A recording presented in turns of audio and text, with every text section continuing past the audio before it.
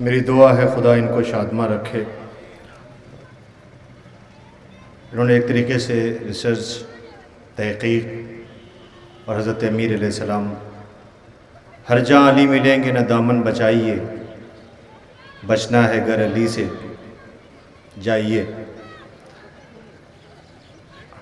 میں آپ کی خدمت میں عرض کرنا چاہتا ہوں، آپ نے بہترین جو سیمینار کا مقصد و ہدف تھا اس زاویے سے انہوں نے بات کی۔ یہاں کوتاہی ذوق عمل ہے خود گرفتاری، جہاں بازو سمٹتے ہیں وہیں سے یاد ہوتا ہے۔ امیر کائنات حضرت علی بن ابی طالب علیہ السلام نے زندگی کا کوئی ایسا گوشہ نہیں ہے کہ جس پہ آپ نے اپنے چاہنے والوں کو، سماج و معاشرے کو درس نہ دیا ہو۔ یہ ہماری کوتاہیاں ہیں کہ ہم نے اس نظر سے نہ تو دیکھا اور نہ اسے عمل کرنے کی کوشش کی۔ انشاءاللہ ہمارے علماء کرام تشریف فرمائیں، وہ اس سلسلے میں آپ کے بیچ میں بات رکھیں گے۔ بہت ہی اچھا ریسرچ اور تحقیق اور آپ کے حوالے سے انجینئر التمش حیدر، ان کے لیے پھر دعا کرتا ہوں پروردگار توفیقات میں اضافہ فرمائے۔ میں گزارش کر رہا ہوں بڑے ادب کے ساتھ حجت الاسلام عالی جناب مولانا ظہیر احمد افتخاری صاحب قبلہ کی خدمت میں کہ وہ تشریف لے آئیں اور اپنی بستی بلکہ کہوں گا اپنے سرزمین سے بچوں کو دیکھا انہوں نے کہ کس زاویے سے، کس ذوق و شوق کے ساتھ یہ اہتمام کیا یووا غدیری فاؤنڈیشن نے، اور انجینئر التمش حیدر نے کیا خوب سلیقے سے اپنی بات رکھی ہے۔ میں چاہوں گا کہ غدیری یووا فاؤنڈیشن کو اپنی دعاؤں سے نوازیں۔ علی جناب مولانا حجت الاسلام ظہیر احمد افتخاری صاحب قبلہ، آپ مومنین سے گزارش ہے نعرہ صلوات سے استقبال کریں۔ اعوذ باللہ من الشیطان اللعین الرجیم، بسم اللہ الرحمن الرحیم۔ الحمد للہ رب العالمین والصلاة والسلام علی رسول الثقلین جد الحسن والحسین بالقاسم محمد وآلہ الطیبین الطاہرین المعصومین ولعنۃ اللہ علی اعدائہم اجمعین من الآن الی قیام یوم الدین، اما بعد۔ قال اللہ سبحانہ تبارک و تعالی فی کتابہ المجید وفرقانہ الحمید وہو اصدق القائلین وقولہ الحق۔ بسم اللہ الرحمن الرحیم۔ ومن الناس من یشری نفسہ ابتغاء مرضات اللہ واللہ رؤوف بالعباد۔ محترم صدر، علماء کرام اور اسٹیج پر بیٹھے ہوئے انٹلیکچوئل طبقے کے حضرات، شعراء اور معززین اور حاضرین، السلام علیکم۔ جس آیت کو میں آپ کافی دیر سے اس گرمی میں سن رہے ہیں اور نایاب بلیاوی صاحب بہترین کلام آپ کے سامنے پڑھ کے گئے، لیکن جو داد دینا چاہیے تھے میں اس لیے کر رہا ہوں کہ میں اسی خاک اور آپ سے پیدا ہوا ہوں اور اسی وطن میں میرا جنم ہوا ہے، تو لہذا یہ چیز مت بھولیے گا کہ شعلوں کو بھڑکانے کے لیے ہوا کی ضرورت پڑتی ہے، پودے کو جو ہے وہ نمو دینے کے لیے پانی کی ضرورت پڑتی ہے، سانس انسان کے وجود کے لیے جو ہے وہ سانس لینا پڑتی ہے، ویسے ہی شاعر کو اپنے کلام، بہترین کلام سننے کے لیے داد کی بھی ضرورت ہوتی ہے۔ تو لہذا داد سے آپ نے جس طریقے سے نوازنا تھا نہیں دی داد۔ چلیے بہرحال اب آنے والا شاعر جو ہوگا اس کو جو ہے وہ داد سے اور تحسین سے اور واہ واہ سے ضرور نوازیے گا۔ جس آیت کو میں نے آپ کے سامنے پڑھنے کا شرف حاصل کیا ہے، اس کے ذیل میں چند منٹ آپ کے سامنے عرض کرنا ہے، اور یہ اس لیے بھی ضروری ہے کہ یہاں پر اسٹیج پر کچھ سیاسی تقریریں بھی ہوئیں اور کچھ جو ہے وہ مذہب اور عقیدے سے بھی متعلق تقریریں ہوئیں، لیکن میں آپ کے سامنے جو عرض کرنا چاہتا ہوں وہ یہ کہ مولا کائنات کی سیاسی زندگی کو سمجھنے کے لیے ایک ڈیپ اور گہرے مطالعے کی ضرورت ہے، اور اگر آپ علی کی زندگی کو، مولا کائنات کی زندگی کو، سیاسی زندگی کو، جس میں مولا نے خود کہا ہے کہ افضل السیاسیات نقل العادات، سیاست آج دنیا میں کیا سیاست ہے؟ آج دنیا میں فریب کو سیاست کہتے ہیں، ریاکاری کو سیاست کہتے ہیں، عوام کے حق کو ہڑپ کر لینے کو سیاست کہتے ہیں، عوام کے حقوق کو غارت کرنے کو سیاست کہتے ہیں، اور وہی لوگ کہ جو عوام کا حق کو لوٹتے ہیں، جو عوام کو تعلیم کے نام پر، کبھی تعمیر کے نام پر اور کبھی جو ہے وہ ان کے آبادی کے نام پر لوٹتے ہیں، انہی کو بڑے بڑے ایوارڈ دیتے ہیں۔ کیا بہترین کہا تھا حبیب جالب لاہوری شاعر نے کہ بے ضمیروں کی راجنیتی میں جاہ و منصب خطاب بکتے ہیں۔ تو حقیقت بات ہے کہ ضمیر آج بک رہا ہے، اور یہ بھی کہتا ہے کہ شاعر نے کہا ہے کہ واعظ و شاعر و ادیب و خطیب سب یہاں پر حضور بکتے ہیں۔ تو ہم سے اس سے غرض نہیں ہے کہ کون بیچتا ہے، لیکن اگر سیاست علوی کو سنبھالنا ہے، وہ لوگ کہ جو یہاں پر اسٹیج پر آ کر بات کرتے ہیں مولا کائنات کی، اور اپنی سیاسی مستقبل کے لیے اور اپنے روشن مستقبل کو مستقبل کو روشن و تابناک بنانے کے لیے اور سیٹ جیتنے کے لیے کہتے ہیں، اے اہل امہٹ اور اے وہ سلطان پور کے لوگوں، تم نے کتنی مرتبہ یہاں پر سیاسی لوگوں کو بلایا اور کتنی مرتبہ ان کو ہار پہنایا، کتنی مرتبہ تم نے ان کو پھولوں کے گلدستے پیش کیے، کتنی مرتبہ تم نے ان کو عزت دی، ان کو وقار دیا اور ان کے لیے آنکھیں بچھائی، اس کا تم کو کیا ملا؟ اس لیے کہ یہ وہ بھرتی ہے کہ جس نے 1857 کی غدر میں سب سے عظیم جنگ لڑی اور جو ہے وہ مولا کائنات کے اوپر کے فرمانے کے مطابق عمل کیا۔ مولا کائنات نے جاتے جاتے دنیا سے کہا تھا کہ کونوا للظالمین خصما وللمظلوم اونا، دیکھو کبھی ظالم کا ساتھ نہ دینا۔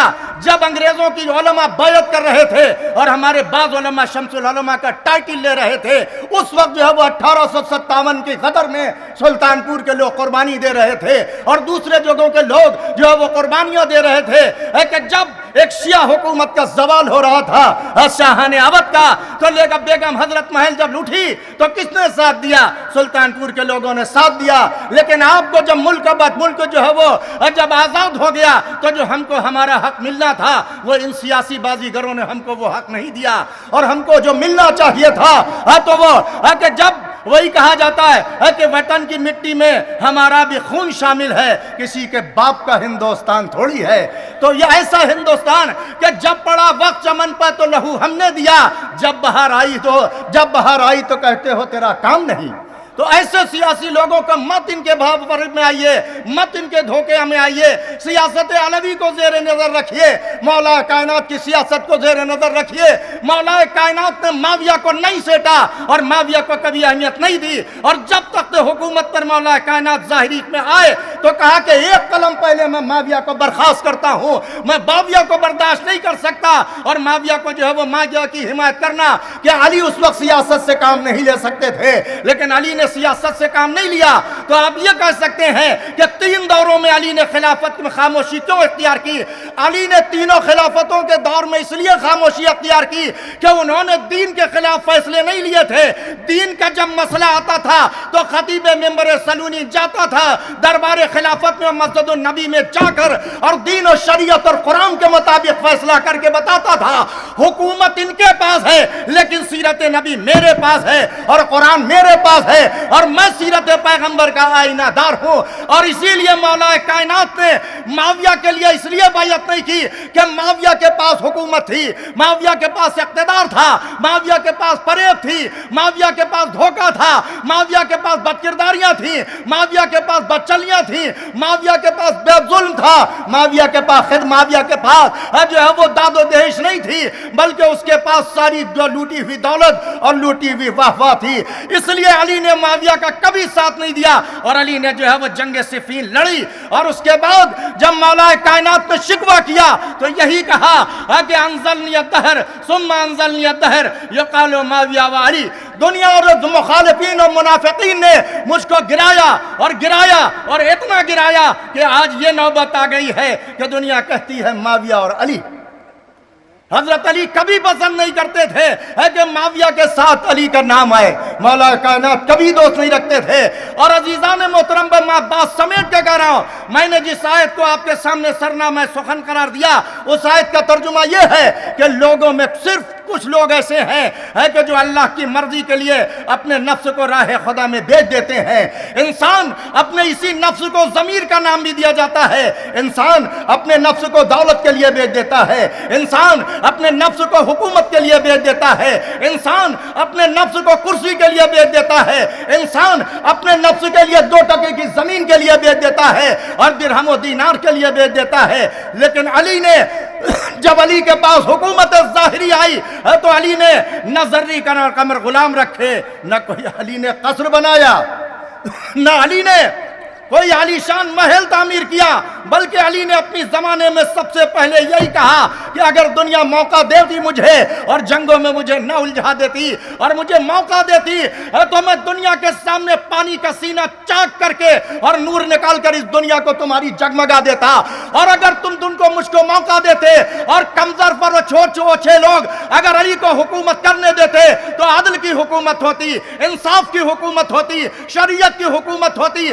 شرافت کی حکومت ہوتی، عدالت کی حکومت ہوتی۔ اور علی نے اپنے حتی الامکان کوشش کی کہ عدل کی حکومت قائم ہو، شریعت کی حکومت قائم ہو، انسانیت کی حکومت قائم ہو، اخوت کی حکومت قائم ہو، تقوی کی حکومت قائم ہو، پرہیزگاری کی حکومت قائم ہو۔ علی نے اپنی ذات کے لیے اپنی ذات کو وقف کر لیا تھا، اور علی نے اسی لیے بے شمار معجزات دکھائے۔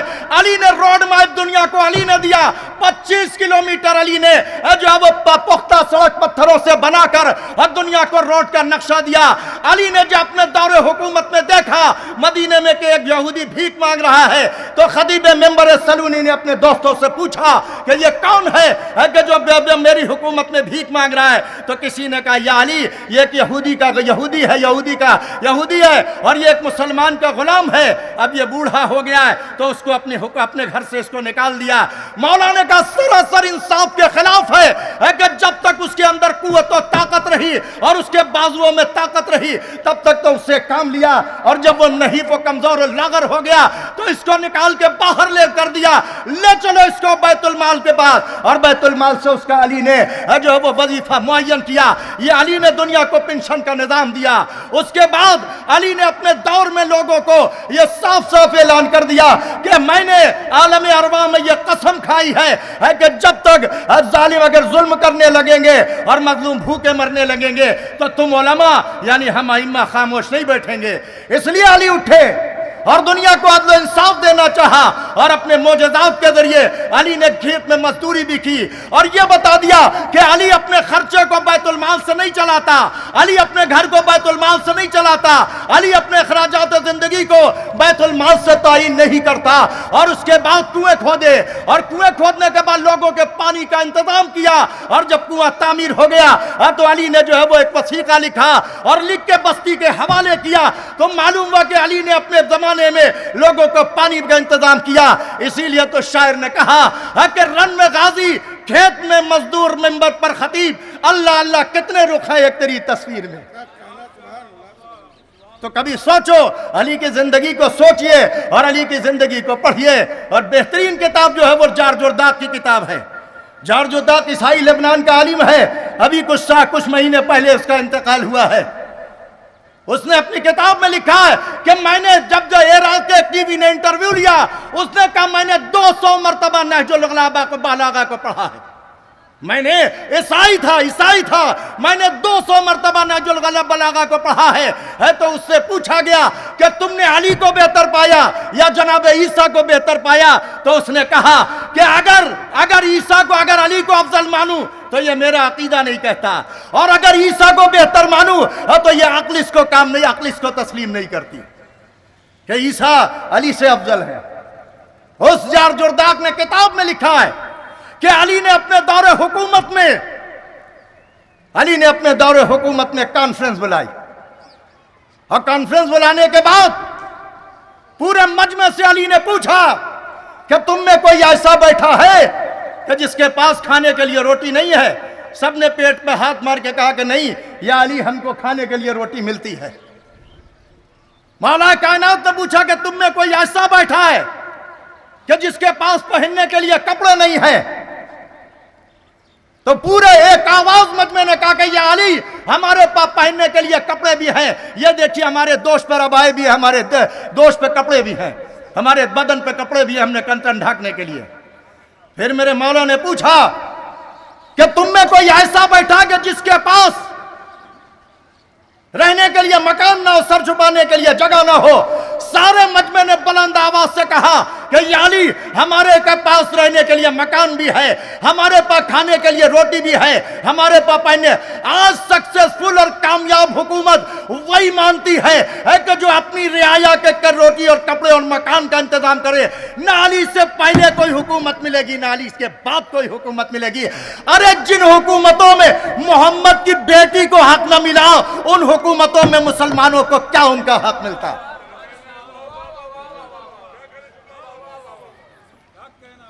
میرے مولا نے تکلیفیں برداشت کی، رنج بھیلے، کلفتیں برداشت کی، اور یہ جانتے تھے، علی جانتے تھے کہ غیر ممکن ہے کہ حالات کی گتھی سلجھے۔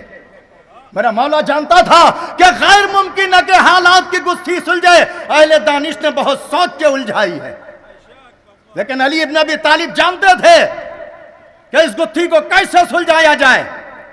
اور علی کی زندگی 3 حصوں میں بٹی۔ ایک حصہ زندگی کا مکے میں، جب جوانی کی زندگی تھی، جوانی تھی، نوجوانی اور جوانی تھی، اور بھرپور جوانی کا زمانہ مدینے میں، اور اس کے بعد علی کی زندگی کوفے میں ہے۔ اور اس زمان ان حکومتوں میں علی کے لیے کتنی مشکلات تھی، سب سے زیادہ مدینے کی زندگی۔ لیکن مدینے میں ایسے چاہنے والے بھی تھے علی کے ساتھ کہ جنہوں نے علی کا بھرپور ساتھ دیا، اور علی نے اپنے دور میں ہر آدمی کو اس کے لیے حق دیا۔ بیت المال سے علی نے ناجائز وصیفے نہیں جاری کیے۔ رسول کی بیٹی گھر کے اندر بیاہی تھی، لیکن بیت المال سے رسول کی بیٹی کو 1 پھوٹی کوڑی بھی اضافہ نہیں دیا، اور نہ بنت رسول نے کوئی مطالبہ کیا۔ بقیہ حکومتوں میں رسول کی زوجاؤں میں بیت المال زیادہ کیوں دیا گیا، اس کا مسلمان آج تک جواب نہیں دیتا۔ پوچھئے کہ کیوں نہیں دیا، کیوں دیا گیا؟ بعض ازواج کو بیت المال سے اکٹھا زیادہ پیسے کیوں دیے جاتے تھے؟ رسول کی بیٹی کو اس کا حق نہیں دیا۔ رسول کی بعض ازواج میں کیا سرخاب کے پر لگے تھے کہ جو ان کو اتنی زیادہ مقدار میں بیت المال سے ان کا وظیفہ دیا گیا، ان کو اضافہ کیا گیا وظیفے میں؟ مولا کائنات سے جنگ صفین جو لڑی گئی وہ اسی لیے، اور جنگ جمل لڑی گئی تو اسی لیے کہ معاویہ بھی جانتا تھا اور زوجہ رسول بھی جانتی تھی کہ بقیہ خلافتوں میں ہم منمانی کر چکے، لیکن علی کے سامنے ہم منمانی نہیں کر سکتے۔ علی کے سامنے ہماری سیاست کا چراغ نہیں جل سکتا۔ علی آفتاب ہیں۔ بہت کوشش کی لوگوں نے،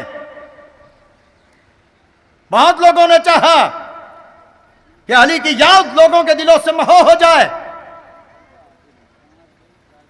لوگ علی سے بیزار ہو جائیں، لیکن دنیا اپنی کارستانیوں میں کامیاب نہیں ہو پائی۔ علی معجزے پہ معجزے بھی دکھاتے رہے اور علم بھی بانٹتے رہے۔ قرآن کا مسئلہ ہو تو قرآن کے مسائل کو حل کرتے رہے، آیات کی تفسیر بیان کرتے رہے، آیات کی تشریح کرتے رہے، اور آیات کے مطابق حدود و شریعت کے مطابق حدود جاری کرتے رہے علی۔ اور علی جگہ جگہ پر معجزات اور اپنے علم سے کام لیتے رہے، یہاں تک کہ نصیری گمراہ ہو گیا۔ شاعر نے کہا تھا کہ کچھ نصیری کو بھی جذبات پہ قابو کم ہے، کچھ نصیری کو بھی جذبات پہ قابو کم ہے، معجزے کچھ ستم بالائے ستم تیرے ہیں۔ مولا کائنات کی زندگی کو پڑھیے اور غور کیجئے۔ نوجوانان غدیری فاؤنڈیشن یہ پروگرام اس کو اور زیادہ منظم کیجئے، اور اس کے علاوہ انٹلیکچوئل کو، پڑھے لکھے لوگوں کو، اسکالر کو بلوائیے، اور لوگ جو ہیں ان کو موقع دیجئے، لیکن ان سے یہی کہیے کہ جو کہہ کے جائیے اس کے اوپر عمل بھی کیجئے۔ یہاں ترقی کی لوگوں نے، الحمدللہ یہاں انٹر کالج بھی چل رہا ہے، یہاں معاشی حالات بھی اچھے ہو گئے ہیں، لیکن اور بھی ابھی بہت زیادہ کام، ڈاکٹر بھی ہو گئے ہیں، انجینئر بھی ہو گئے ہیں لڑکے، لیکن ابھی اور آپ کو کام نہ کرنا ہے، اور آگے بڑھنا ہے۔ چل پڑے ہو تو چلتے رہو، رک گئے تو کچل جاؤ گے۔ وقت کے تیز لمحات ہیں بھاگتے لشکروں کی طرح. اس زمانے میں آپ اپنا نام روشن کیجئے، لیکن میں یہ صرف گزارش کر رہا ہوں کہ ان سیاسی لوگوں کو پہچانیے، ان سیاسی لوگوں کی شناخت کیجئے کہ جو آپ کو جھوٹے وعدے کر کے جاتے ہیں اور آپ کا ووٹ لوٹ کر اور جو ہے وہ ہاؤس میں چلے جاتے ہیں، لیکن آپ کی صحیح طریقے سے نمائندگی نہیں کرتے ہیں. یہ ایک بام اور دو ہوا اب نہیں چلنے والی. جب جب موقع ملے گا تب ان کی بخیاں ادھڑیں گے. کوئی پارٹی ہو، کسی نے انصاف نہیں کیا ہمارے ساتھ، کسی نے ہم کو ہمارا حق نہیں دیا، اور ہم کو بھی کچھ حق مانگنے کا سلیقہ بھی کم ہے. ہم کو حق مانگنے کے لیے مولا کائنات نے احتجاج کیا یا نہیں کیا؟ مولا کائنات تینوں خلافتوں کے زمانے میں صرف علی بیٹھ نہیں گئے تھے، بلکہ جب مولا کائنات نے کہا زبان سے جہاد کرو، مولا کائنات کو پہلی خلافت کے زمانے میں، بس بات میں نقل کر رہا ہوں، جد مرحوم افتخار العلماء نے سعادت حسین صاحب نے مصائب الشیعہ میں اس واقعے کو لکھا ہے، اور ان کی یہ بھی کتاب جو آج سے 3 سال پہلے آئی تھی، اصحاب امیر المومنین کی قربانیاں، اس میں بھی انہوں نے لکھا ہے کہ علی کے چاہنے والوں نے کس کس طریقے سے قربانیاں دی ہیں. تو کہتے ہیں کہ سلمان، ابو ذر، مقداد، ان لوگوں نے ایک میٹنگ بلائی. بس آخری بات کسی پہ ختم کر رہا ہوں.